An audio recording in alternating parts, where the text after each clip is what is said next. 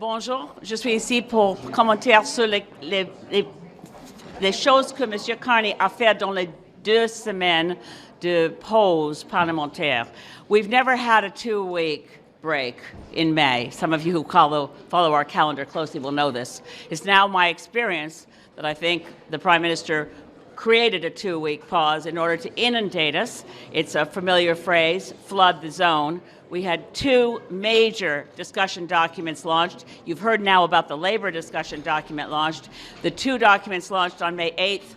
I wrote the 2 ministers responsible on May 12th, asking and demanding an information session for members of Parliament. We get 30 days to comment on sweeping changes that deprive us of reviews for the environmental impacts, not to mention the impacts of saying in a 1-month period, all consultations with Indigenous people were pushed through that same window.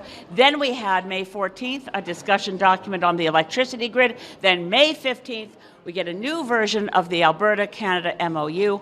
Take all of this together, and we see a constant effort to roll back environmental protections and climate action. No wonder Steven Guilbeault is leaving this place. I am heartbroken that he is, because he is a strong voice, as we all know, and a person of great integrity and courage.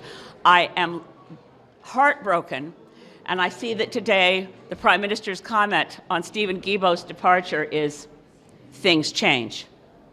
Well, I wonder who Mark Carney is.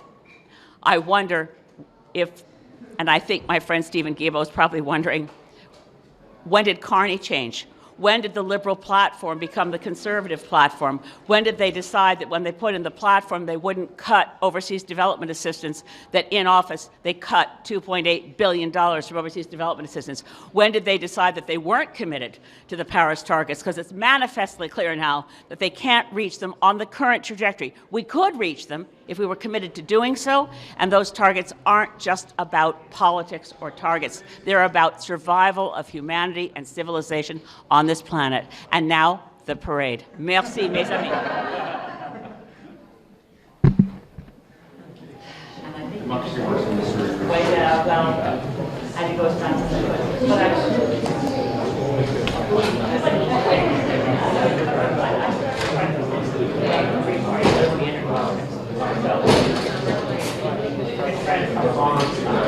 As right now, it is not about the party.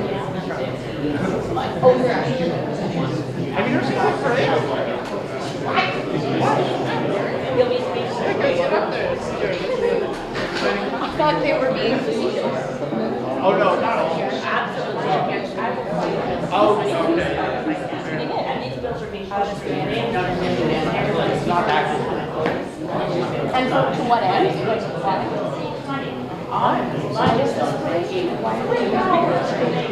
What is I'm around here.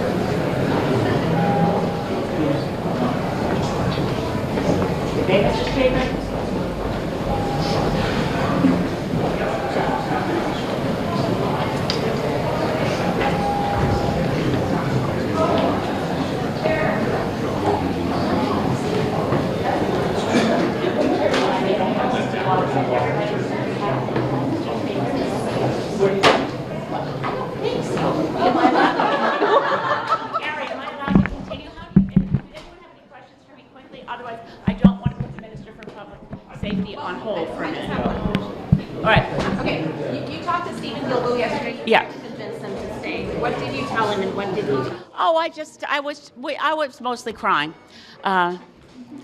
This government has turned its back on climate, and I am, as a grandmother, both enraged and heartbroken, and I know what's happening in terms of climate science. These are not political targets.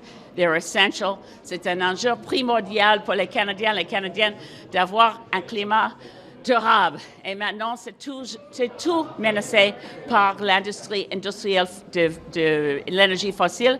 We have a pro-fossil fuel, pro-pipeline, anti-environmental regulation, anti-First Nations rights government, and I didn't expect that. I thought it would be good, and I think that since Stephen Guilbeault ran under the Liberal banner with the platform they once had, it's hard. En français, Ouais. comment vous vous sentez avec le départ de Stephen Guilbeault? Oh, je suis tellement déçue parce qu'il est un ami de longue date. Je l'aime, c'est évidemment. Nous avons travaillé ensemble dans le mouvement écolo il y a 30 ans, peut-être. Et je lui dis que je pense que c'est important pour la vraie démocratie pour lui de rester ici, n'importe quel parti, mais rester ici et travailler dans la lutte climatique ici comme député. Mais il a fait ses décisions personnelles et je le respecte énormément. So it's up to Stephen. He's made his decisions, and I know he'll be explaining them to people later. But for me, the question remains, with the loss of Jonathan Wilkinson and Stephen Guilbeault, and now apparently Nathaniel Erskine-Smith, is there room for anyone who cares about climate in the Liberal caucus? Do you support the lawful access bill? Not a chance. We have to absolutely, sorry, Harry, but it is absolutely appalling that we're basically setting it up for tech companies to insert spyware to report on us to the police. Not something, so it needs a lot of amendments. We'll say that at a minimum. I'm working on amendments. Merci.